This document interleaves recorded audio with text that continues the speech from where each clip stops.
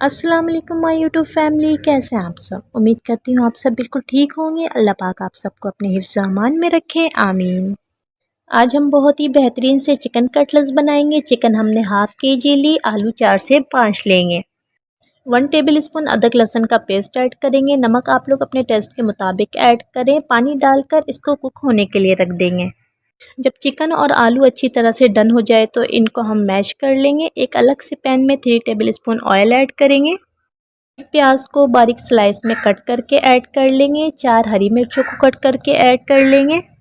इसके बाद चिकन और आलू का मिक्सचर ऐड करेंगे और अच्छी तरह से तमाम चीज़ों को मिक्स कर लेंगे।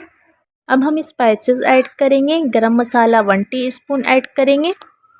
ज़ीरा पाउडर 1 टीस्पून ऐड करेंगे। नमक आप लोग अपने टेस्ट के मुताबिक ऐड कर लें। तमाम चीज़ों को अच्छी तरह से कुक करने के बाद हम इन्हें ठंडा कर लेंगे और कबाब की शक्ल के शेप दे देंगे। आप लोग जिस तरह से चाहें उस तरह की शेप दे दें।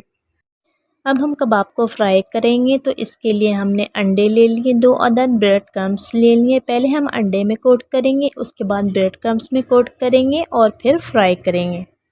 पहले हम एक साइड अच्छी तरह से फ्राई कर लेंगे। जब अच्छा सा कलर आए तो हम साइड को टर्न कर देंगे। इस तरह से चिकन आलू के बेहतरीन से कबाब रेडी हो जाएंगे। अगर आप लोग ये बेहतरीन से कबाब अपनी दावतों में बनाएंगे तो यकीनन आपकी दावतों को 4 चांद लग जाएंगे। आज की लाजवाब सी रेसिपी आपको कैसी लगी? अगर वीडियो अच्छी लगी हो तो प्लीज़ लाइक कर दीजिएगा। चैनल पर नए हैं तो चैनल को सब्सक्राइब कर दीजिएगा। फ्रेंड्स एंड फैमिली में शेयर करना मत भूलिएगा।